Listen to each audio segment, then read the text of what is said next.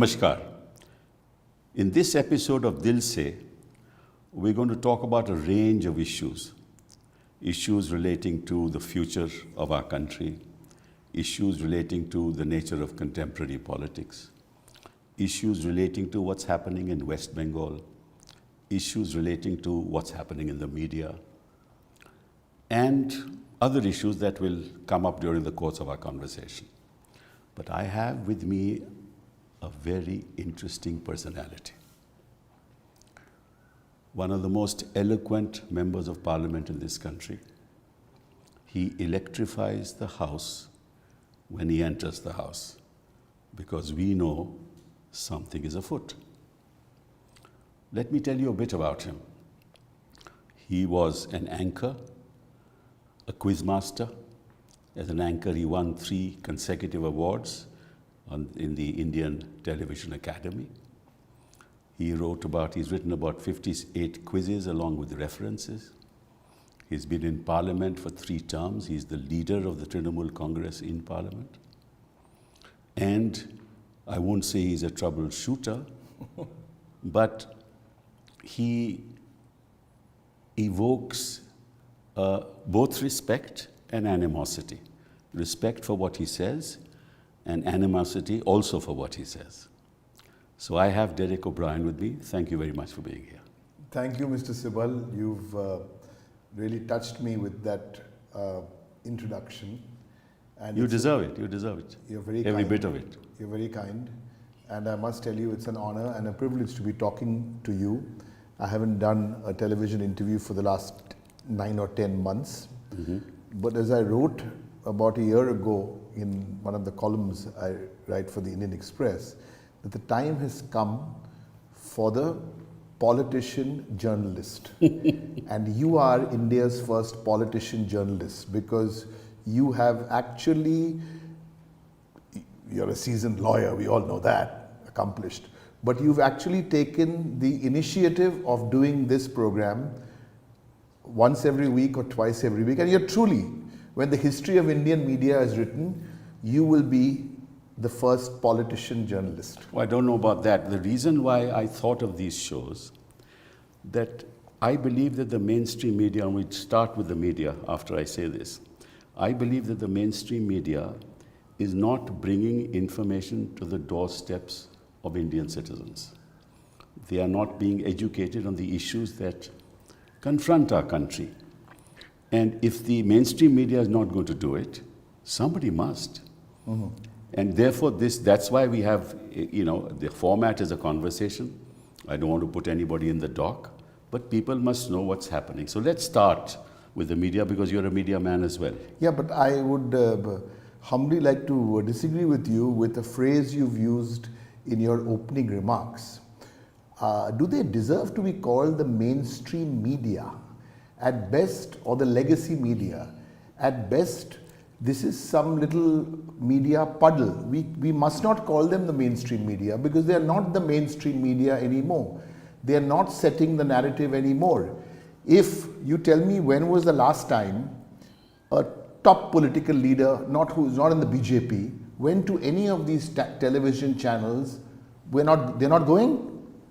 They're not going because every evening it's agenda setting time from 7 p.m. to 10 p.m. And I think if the political parties opposed to the BJP, if they continue to do this, it will eventually make the media owners realize. And I don't have a problem with the journalists.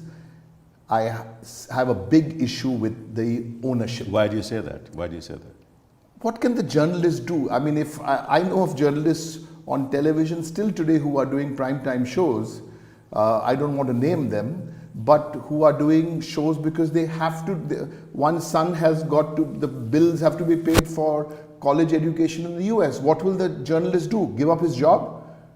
So this is the situation. It's the media owner, and we have to call out these media owners. We have to call out the owners of the India Today group. We have to call out the owners of the IBN network. We have to call out the owners of Times Now. we have to call out the owners of the sea. Some you don't need to call out. It's your opinion that it's the owners that have let us down, and that's democracy down in a sense? They've let not us down, they've let the whole country down, they've let the people of India down. You know, in fact, this t-shirt I made for your show, very specially, it says BJP versus Democracy. Right. And in this word democracy, it's not only the political party I belong to or all the political parties, the Trinamool, the Congress, the DMK, it's also the media. Right. And you're the expert on the subject, but I can't say much on that. It's the judiciary. You know, I mean, so the media owners, and I have to draw a line because you cannot hold your peace if people like us do not speak and call them out. I think these conclaves or summits, or call it what you want, these are advertorials. No doubt. I spent 8.5 years in advertising in Ogilvy. Right. These are advertorials. This is paid advertising. So that's why I call them mainstream, because the political party is the main political party, and they are flowing along with that stream. It's in that okay, sense, Mr. Sibal, but they're not. I don't think we should allow the the legacy. What we call them the legacy media. Right. I mean, look at Bennett and Coleman. I mean, it's a classic case which should be taught at an IIM as to how you can make news into advertising or advertising into news. Well, but that's because they depend on it, and you know, there's a connection between the business interests of the owners, the collaboration with the political party in power. No, I think, see, for Mr. Ambani to own a media channel, it's a little, you know, it's a little side business. For Mr. Adani to own a channel, for Mr. Puri, Derek, for Mr. Jain. But Derek, there are individuals and big business houses who own channels even in other parts of the world, but the media is not like that. Sir, there is a light at the end of this tunnel. And the light at the end of this tunnel, and this is where I've seen spine. The spine is in the vernacular. Still, there are some newspapers, there are some digital platforms. Even 1 or 2 English newspapers. Yes, yes. And there are some platforms.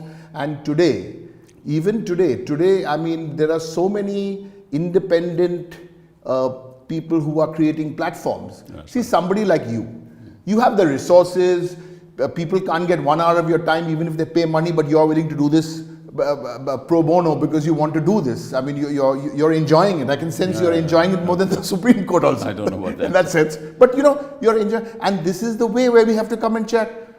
You're not coming here grilling me, we're just having a conversation.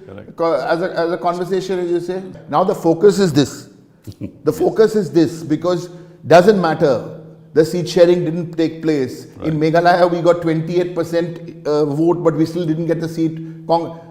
I'm willing to let all that go. By the way, and this will startle you, in Bengal, the Trinamool is fighting who? The BJP, the CPIM, our usual rival, and the Congress.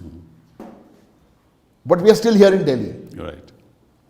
Well, I understand that. All right, therefore, the answer to that question is not clear. You say, as far as Bengal is concerned, we have a story to tell, yes. We have a vision, yes. And therefore we'll take that to the people.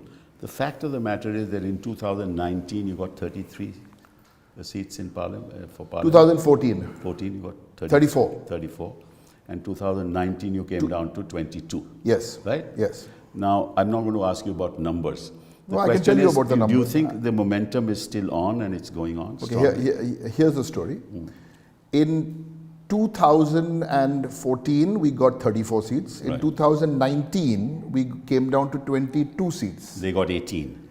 Yes. Dr. Prannoy Roy, who I have a lot of time and respect for, he explained this to me in one sentence in 2019, after the exit polls. The CPIM crashed from 30% of the vote, 27-28, they crashed to single digit. That's the single reason why.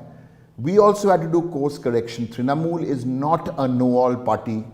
Like there are some parties who know it all. There are lots of know-all parties.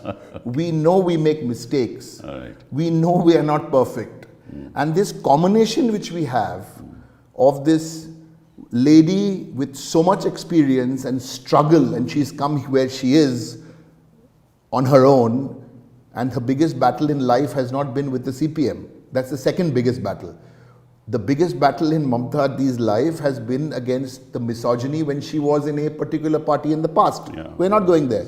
The combination of this lady and this 36-year-old man, this is a combination which is a deadly combination. Okay. That's why in 2021, we learned from the mistakes of 2019. So the vote that went to the BJP because of the fall of crash of the share of the CPM. Yes. You think that will now you'll be able to take advantage of that? So what happened in 2021, in Bengal, I don't want to get too technical, but there was a Congress and CPM have about 8-10% vote share still in Bengal, 7-8%. So the Trinamool vote share is consolidated. The welfare schemes have gone on the ground. The welfare schemes have gone on the ground. And what will happen, I'm not a psephologist, but I can tell you, and this is the first time I'm talking about 2024 results on your show. Right.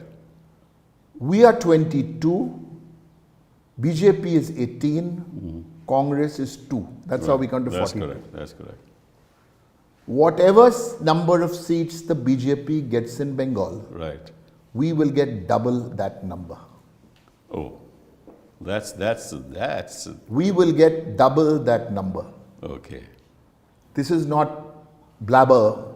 This is not Amit Shah who come and says, you "Iske can't baad get- 200 you par." can't- You can't get 36 then. Sorry? If they have 18, so you can't get 36. We can't. So therefore, they have to come down from 18, is what we are saying. Correct. If they get 12, You add it up. You can at least get 24. Is that what Correct. you're saying? Correct? Yeah. Okay. So And I'm giving you this number only. All right. Whatever they get, We'll test we it. will get double.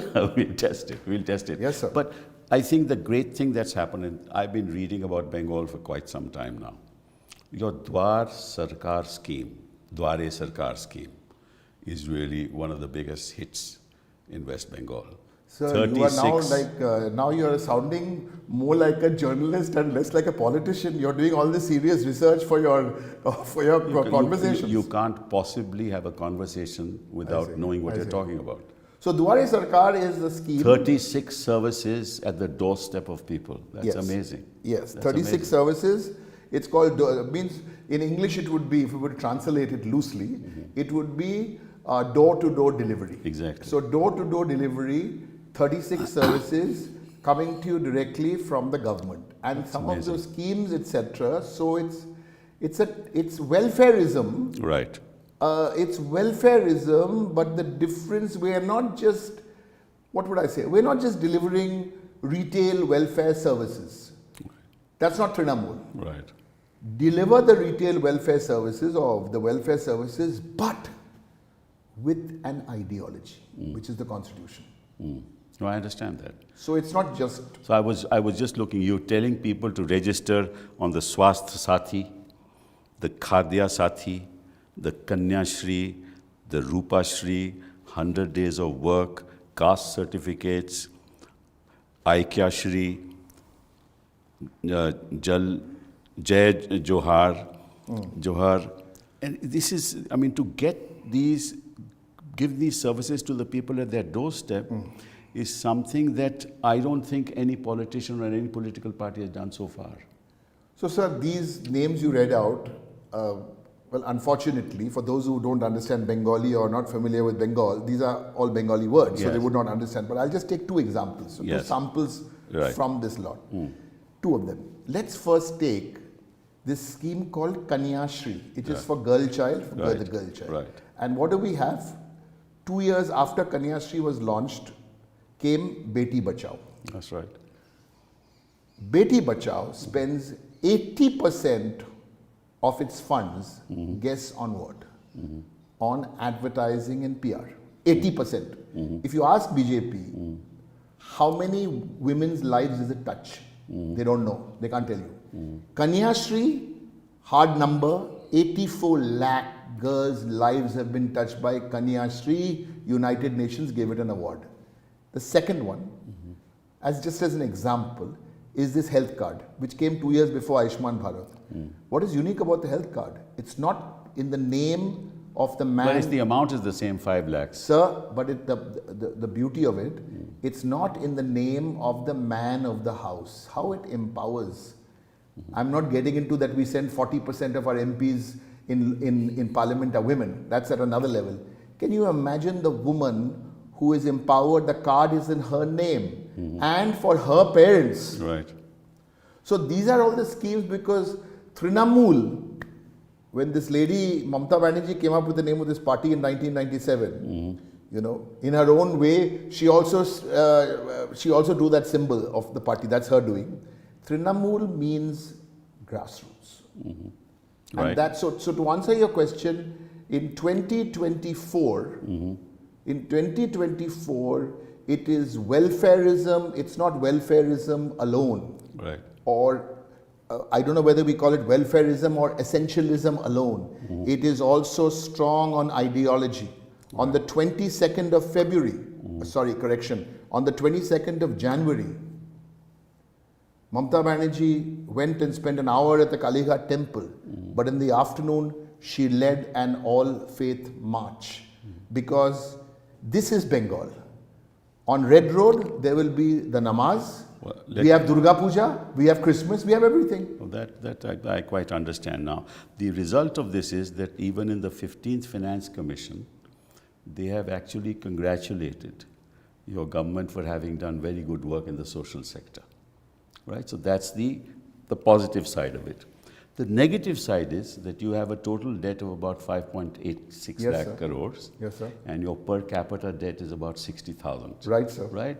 And it has been said that a lot of your monies are being spent in the area of education, the area of health, the area of rural development, and the area of agriculture, which is what has brought you the benefit politically, right?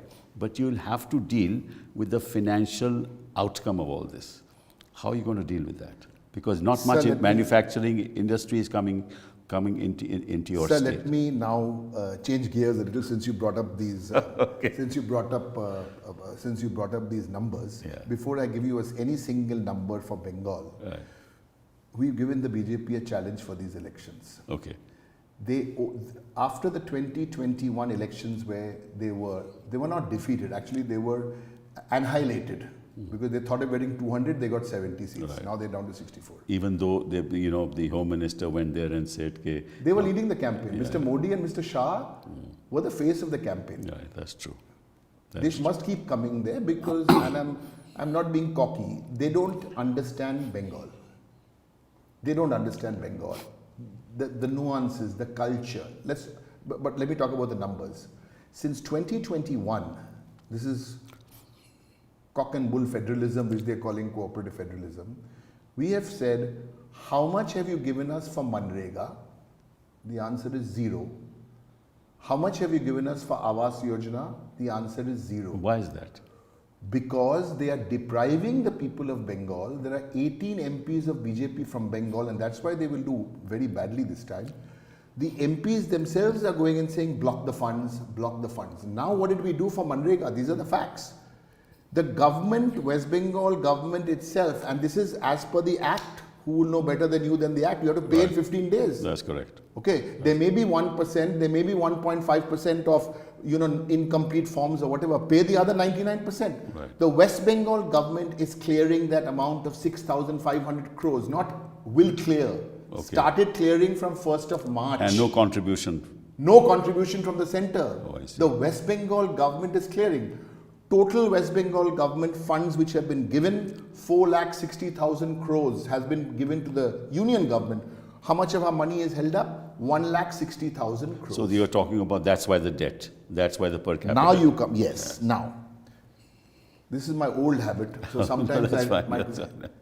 GSDP up 4 times. That's right. When we came to power in 2011, 4 lakh crores. Your state is the 4th largest economy in the Sir, country. from 4 lakh it is up to 17 lakh. I'm telling you, your state is the 4th largest economy in the country. Sir, state revenue is up by 10%. I'm almost sounding like Dr. Amit Mitra. It's 9.29%. Right, sir. To be exact. GSVA manufacturing growth.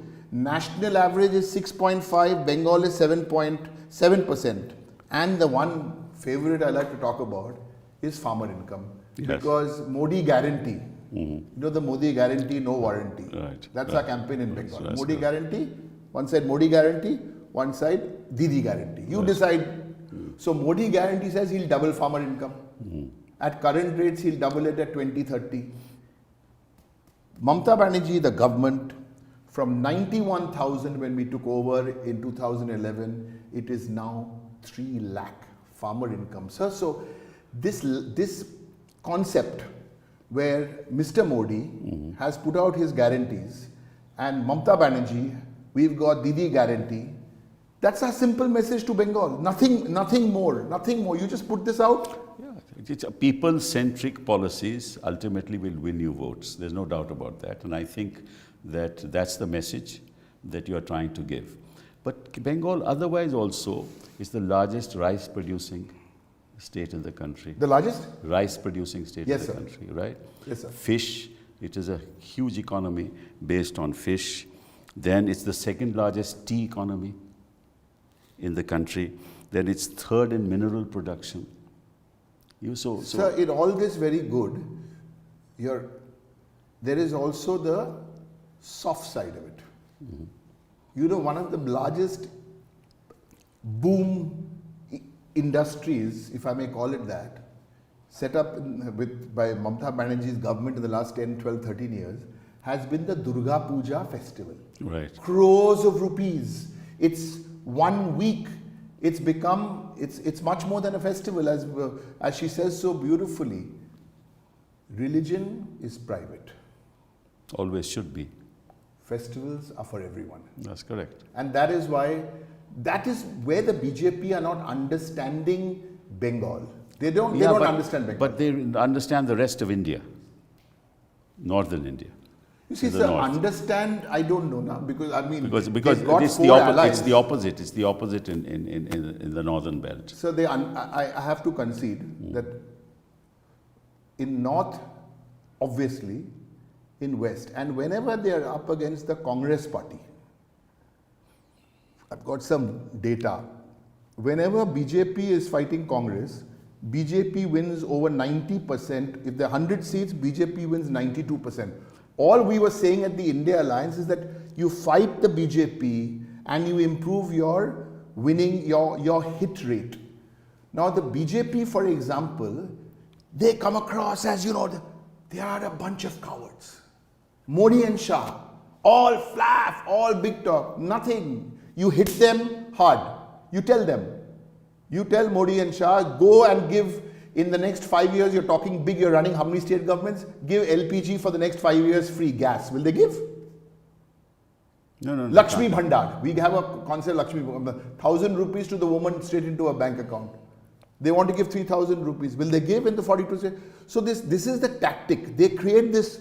Have you seen some of these magazine covers as if 300, 400? No, we are moved away. We were talking about the role of religion in all this. That's what we were talking about. Okay. And you said that religion should be a private affair and festivals should be a public affair. Yes. But they have made religion into a private affair, into a public affair in the northern belt of this country, and that's paying them a lot of political dividends. I mean, I'm just telling you the reality. I think this whole religion has reached a saturation point. Do you think so? Yeah.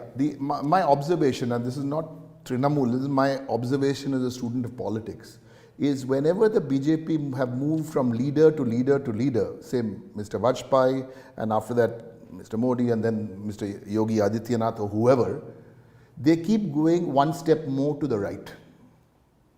They keep going one step more to the right. And this so-called outreach to the minorities, it's fake. You know, it's completely fake. No, there is no outreach. What's Or they do things, and there are suckers who go there. The bishops and the cardinals were called to have lunch with Mr. Modi. That's all right. You'll have some of those isolated instances. These are isolated. Yeah, these are not. But I think there's a new Lutyens elite also. Yeah. The BJP, you know, but religion, I think this is where, on a serious note, I mean, this is where I feel there are leaders like Mamata Banerjee. It's deep down. I mean, I get emotional in parliament, not for the sake of getting emotional. Just imagine. I think that not just Mamata, we must now recognize there are other leaders. Mr. Gandhi, other leaders in the Mr. country. Akhilesh Yadav, Mr. Stalin, Mr. Kejriwal, everybody. Exactly. So this is the ideological divide in India. The ideological divide being that, look, let's preserve this diversity. Yes. This culture of diversity. The diversity in language, the diversity of customs, the diversity of gods, right? Now, if you don't preserve that and you have a monotheistic agenda, religious agenda, you're going to be in trouble. What happened? You didn't go, I think, neither did I. What happened to that opening of parliament? Yeah, it's very sad. What happened to that opening of parliament? That's right. I mean, people who are watching television don't know. When you sing the national anthem in parliament or wherever, And carrying the sang. So what is the last two words of this national anthem? As far as I know, it's Jai Hind. You say Jai Hind after that, Jai Ho Hey, Jai Hey, Jai Hey, now it's Jai Hind. And in Indian parliament, the kind of nonsense which is being said after the national anthem, there are more. Sometimes, Mr. Sibal, you are very senior. But may I ask you a question? Please. Because you've been in parliament and all this for longer than I have. Yes. Do you ever feel intimidated in parliament sometimes? I feel a misfit, actually. You feel a misfit? A complete misfit. Because I've seen the kind of debates that used to happen, the kind of interaction, the kind of camaraderie. We would go over to them, they would come to us. They would not collaborate with us, that's fine, but at least there was a sense of civility. Courtesy, right? decency? Courtesy, decency, civility. At least, without the capacity to listen, there can be no conversation. The art of a conversation is the ability to listen. And this party, the BJP, has stopped listening. So you don't need parliament if you don't want to listen. And this is the greatest tragedy that has happened in this country to our parliamentary democracy. I hope you agree with me. Sir, sadly, you have expressed yourself. Sadly, I have to agree with you 200%. Because even if you look at the numbers, from 2016, an opposition notice hasn't been accepted to discuss in parliament. Exactly. It's unbelievable. Yeah, absolutely. 1 out of 10 bills are scrutinized. It's happening there. Now, who is responsible? And if you want to speak, they cut off your mic. Who is responsible? Because everything, as I said, for these elections and for parliament, for these elections, the BJP, we all say they don't have solid allies. BJP have got 4 really dependable allies for this election. And we have to acknowledge it. That's the ED, right. the CBI, the NIA and the IT. Yeah. And in parliament, somebody has to put up his hand and say this is not correct. That's right. And otherwise, but if you say that, they'll suspend you. All the respect for the presiding officers because of their chairs, and with all respect, we need to keep going at this. You suspend, 160 of us got suspended. I was the first guy who got suspended. What for? Nothing. They said you went near the chair and you raised your hands. That's what the allegation is. This is what you did. Why did I raise my hands? Because in 2000, the last time there was a parliament attack, there was a 2-day discussion on the subject of the parliament attack. I know that. 2-day discussion. That's right. Who spoke? It wasn't Congress. It was the BJP government. The Prime Minister spoke, the Home Minister spoke, and the Foreign Minister spoke. Correct. Now this time, there's a security breach and you're not allowed to speak. Where was the security breach? Last time was outside parliament. This was inside. Inside the sanctum. What was I asking for? I was asking for a notice. Right. And 167 of us. So I think elections will come and elections will go. But this soul searching has to be done. In all this I have hope. And I'll tell you why, because again I come from Bengal. I was 16 when the communists came to power. By the time I was 25, I thought finish, my whole life will go, but the communists will still be in power. If you told somebody in Bengal in the 1990s or even in 2000 that they'll come to a stage there'll be 0 communists in the assembly, they would straight away not believe you. I agree. I agree. So if that, so the theory being, the stronger Buddhadev Bhattacharya became that time, the weaker the party became. Right, no doubt about it. But today, Mr. Modi has weakened the BJP. Life after Mr. Modi for the BJP will be terrible. No, that may be so. That he has weakened the party, there is no doubt. That he has weakened institutions, there is no doubt. Has he weakened institutions? He's captured them. He's captured them. He's captured them. So why do we say he's weakened? He's captured them. Yes, he's Captured them. He wants to capture. Look at, you are fighting cases. I mean, people like you and Singhvi are fighting cases and everyone I meet in the opposite, Mr. Sibal, yeah, Mr. Sibal. You are fighting the lawyers. I don't want to say much about lawyers because you're sitting here. Okay, so let me say this. Let me ask you a question. Yes, okay, fine. Because I'm not from them, so I can ask you. You can There's ask. a conversation. No? Yeah, sure. I can also listen. Ask me. Sir, these 600 lawyers, big shot lawyers, all well-known lawyers, Okay. they're all your friends? I don't Many of them are your friends? one of them certainly is. Certainly is, sir. They wrote this letter, 600 of them signed. Right. Sir, Right. why didn't 600 of them sign when the Chief Justice of India was thrown out and not made a part of the Election Commissioner of India's appointment? Right. What happened to these gentlemen? No, you tell me, sir. No, I can't speak for them because I don't think like them. No, but they didn't write. No, they didn't write because they think differently. They think that... The Chief Justice of India is removed from the selection committee. Have I understood That's correct. the law? That's correct. None of these 600 wrote. Well, Did these 600 write? Not removed. Legislation is passed saying that the selection committee will not include the So Chief that Justice. he's not there. He's not removed because Okay, there's sir, a he's not judgment of there. the Supreme Court. Right, sir, he's not there. They in a sense went against the judgment of the Supreme Right. Court and Sir, decided these to 600 appoint. people didn't write for our honorable nominated Rajya Sabha MP, who I don't say good morning to. Yes. They didn't write for him. He was a justice, chief justice. Now he comes somewhere and hangs around in the backbenches of Rajya Sabha because of all what he's done. Nobody wrote for him. 600 judges didn't write for him. So you are an important member of the judiciary, I am an sir. important member of the fraternity, but the point is that it's best not to deal with this for the simple reason that these are colleagues, and sometimes colleagues go wayward. And I'm sure that in time they will realize that their main duty, their chief duty as lawyers in the community is to defend the Constitution of India. And the only way to defend the Constitution of India is to stand up and fight for the rights given to the citizens of India.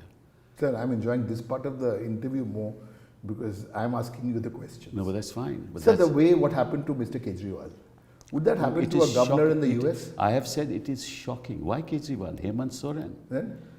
And there is no evidence whatsoever. What's the name? Then? What happened to the ministers who are in jail? They're not getting bail. For what? I mean, what happened to ordinary people who are incarcerated for no reason at all? What happens when district courts don't grant bail to people? But then What it happens? saddens me Do any lawyers who have written this letter stand up for them? But Mr. Sibal, you're still saying, you're using soft words like they weaken institutions. They have captured these institutions. They've made it into extensions of the RSS shakas. Maybe so. I'm not saying no to that, but the consequences will happen in time. But let me. Okay. Now we're going back to the Modi in the context of what you said that they are capturing things. When a prime minister of a country says, "I want a double-engine sarkar," that's anti-constitutional. It's against federalism. What does it mean? It means that you in Meghalaya. No. Let me tell you what I think it means. Please. It means that I don't want any opposition government in any state in this country, right? Isn't that contrary to the very ethos of our constitutional The culture? structure of the constitution. Yes. Can It's the any prime structure. minister make a statement like that I want a double-engine sarkar? No, it's completely to my limited. Has any lawyer stood up and said, why is he saying that? So we've discussed everybody here. We've discussed lawyers, we've discussed the media, you've discussed the political parties, what alliances we can do and can't do, but you've left out the happy corporates who want their butter on both sides. And no one says a word about it. I don't mind the billionaires can become They more. have it. They have their butter on both sides. What's your view on crony capitalism? Well, it's entrenched in India. Entrenched, so structurally entrenched that it is very difficult to get rid of it. Will Kapil Sibal in his lifetime see Prime Minister Modi with the designation ex-Prime Minister or former Prime Minister? Well, you know, quite frankly, I don't think in those terms, whether he'll be X or Y. I want my constitution to be alive and thriving, whoever be the Prime Minister. And any Prime Minister who tries to stymie it in any way, I will stand up against him. And that's so when why people like us speak, and we learn so much from you, and we speak in the media, and we keep saying, protect the Constitution, and you're a constitutional expert, what are the one or two basic foundations of the Constitution which are at stake? If you were to keep all the not so important, but the two or three really the foundations. No.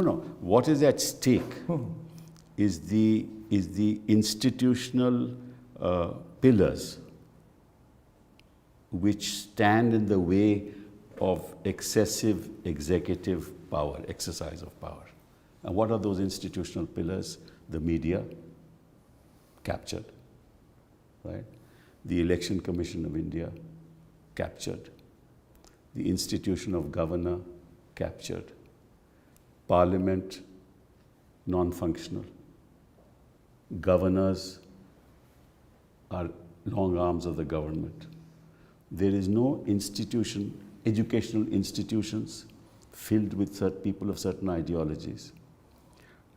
So there is no pillar of democracy that is standing firm, right, to fight or to raise its voice against executive excesses. That's what really is at stake. You get up sometimes in the morning thinking that, yeah, enough, this is not like worth it anymore. Never. Never. Just as you don't. Josh. Just as you don't. Josh. We can't, because as long as we breathe, we have to stand by what we believe in. You do it, lots of wonderful people in India do it, lots of voices that have dissonance in the eyes of the government do it. The lady who... Millions of people do it. My friend who wrote this, made this T-shirt, she also does it in the civil society. No, they do it. She's not an MP or a... Lots of there. You know, she's a very well-known international writer. My belief, I'm sorry to say this, and I say it publicly, my belief is Modi will be defeated by the people of India, not by a political party. I'm sorry, I'm saying that. No, I agree with you, because 65% of the people have already defeated him. Well, whatever. 65% of the people don't vote for him. When they realize that what is at stake, and BJP versus democracy, India election, that's what's at stake, then only Modi will be defeated. Sir, can I ask you one question? I know the time is up, but I really want to ask you, because Please. What about your friends and colleagues in Parliament? Yes. I won't mention names. I am okay to mention names. All right. Neck deep in scam, either in the skies or on the ground or underground, and then they leave their parties and they go to BJP, and all their sins are washed. This is the question that the Prime Minister, the Home Minister, and the RSS must answer. And we must do a show on that. Which one? That how are you embracing the very people you have accused of being part of big scams. But they won't come on your show, so you have to get some other people. No, they will not come on my show. I'll get other people. Other people. May I suggest a location for that show? You tell Like, this is a living room. Yes. If you're going to do these scams and the people who come, then you shouldn't do in the living room. then you should go into the washroom and put your 2 washing machines there as a prop, and it'll make all your operative cameramen also very happy. So in the mid shot there will be this washing machine. And the sad part of it, they hold public positions, ministerial positions in government. In other words, while he criticizes the so-called Congress culture of corruption, they have embraced it. Not only embraced it, but put it on a pedestal by putting these people in as. So who are these people? Who are these five? Forget. So you are very polite. You may want people like me to have to mention. No. I don't think. So I'll mention. No. I would like to because see, one guy is the chief minister of Assam. Let's not take names. Why not take names? No. People of this country know. This country know. They know. They are aware of it, and time will come that they will give their answers through the ballot box. Except why does Mr. Kapil Sibal, who is fighting for this cause, want to take the names of these people? This is a YouTube channel. I see. And I don't want this to be a platform for me to accuse people. That will be decided in a public place. So it has to be. No, I appreciate that. So that's why we shouldn't. When you go tomorrow, I'm not going tomorrow. For the rally. Wherever you go, you can name these people. That's fine. I see. But not on Mr. Sibal's Sibal's show. So then you can make a new rule in your show. I can't mention the names, but I can do some lip reading like that. No, not lip reading. Not lip reading. When you say something, when I've said this, people know what I'm talking about, right? So actually, there's a lot to learn from you. So you don't have to be so obvious. People already. That's the art of fighting a case. Even when I see it, you have to understate it, no? You must be. If you overstate anything, there will be far greater opposition. But okay, we won't mention the name. But these people still roam around. Achha, now let's move away. So these people still roam around in Delhi. They serve good red wine at their homes, and some nice white wine, and they still do the whole thing as if life hasn't changed. No, but the point is that if they serve red wine, let them enjoy it. And loot, and then jump, that's a different matter. They are at the moment protected, so they are fine. They're okay. But anyway, be that as it may, there's one last issue that I want to discuss. Lovely. The ED has been very active in your state.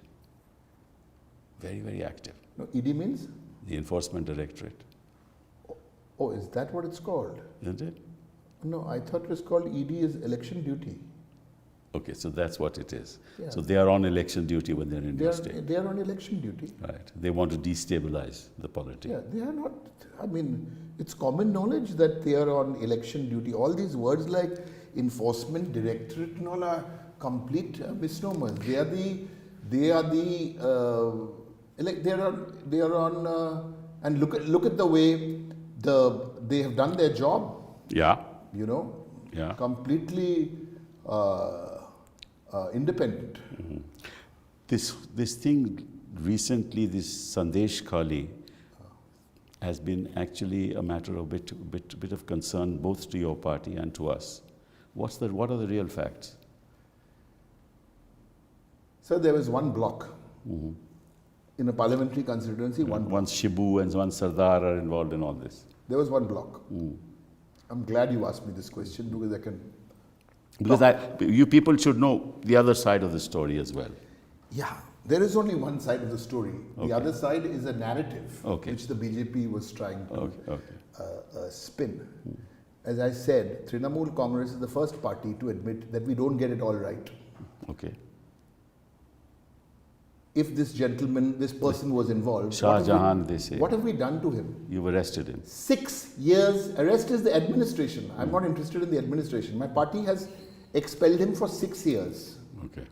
What has BJP done to our Lok Sabha wrestler, man, or Teni? It's not a whataboutery. Party has expelled him for 6 years. The issue there is in one block. There is some inappropriate land deals in that one block. There's also allegation of there's nothing on record? Nothing on record. Sir, now listen to this. The BJP, after 2021, and this is actually, it's a sad incident, but it's a case study.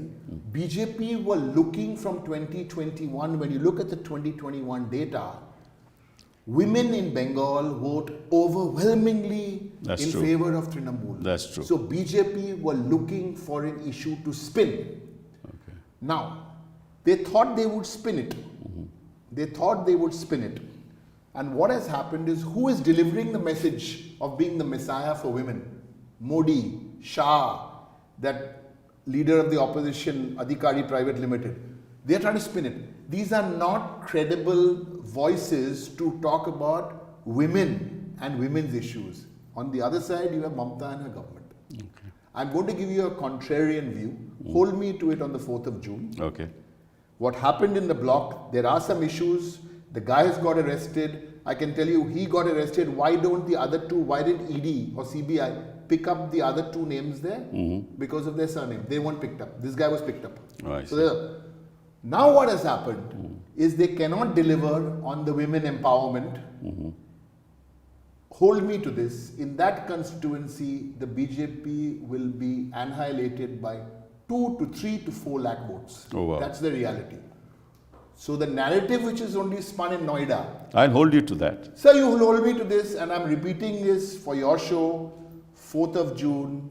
Boshirhat is the name of the constituency. Okay. I'll be disappointed if the margin is 2 lakhs. Okay. All right. That's the reality.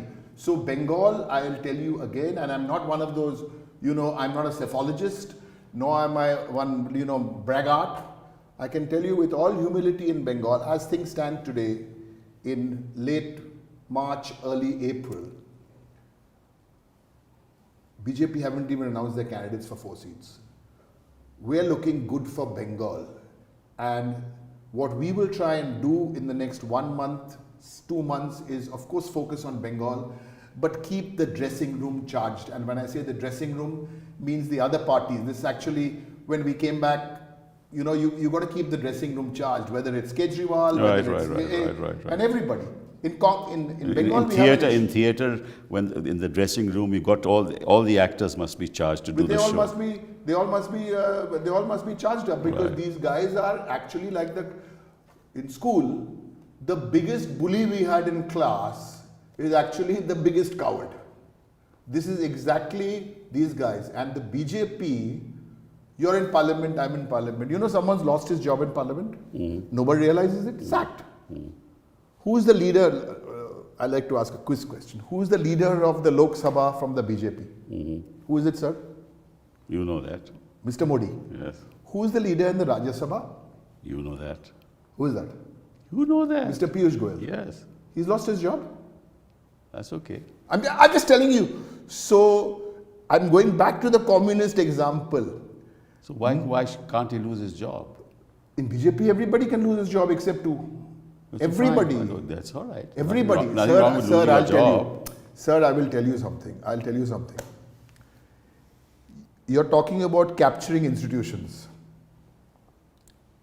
This is a case study in capturing institutions. So 1, they capture institutions. 2, they want to rewrite the constitution. And we will fight. We'll have to fight and fight and fight. And India, post-election, now election, whoever's made the alliance in Maharashtra, we wish them well. Bihar, we wish them well. Tamil Nadu, we wish them well. But in Bengal, we have a fight, and I want to assure you, sir, trust us. We will take these guys on in Bengal very, very well. Double the number of seats. You said that in the beginning. So I should end also. On that optimistic note, I have to thank you for being here. It was a pleasure talking to you. Thank you, sir. Thank you very much. Thank you.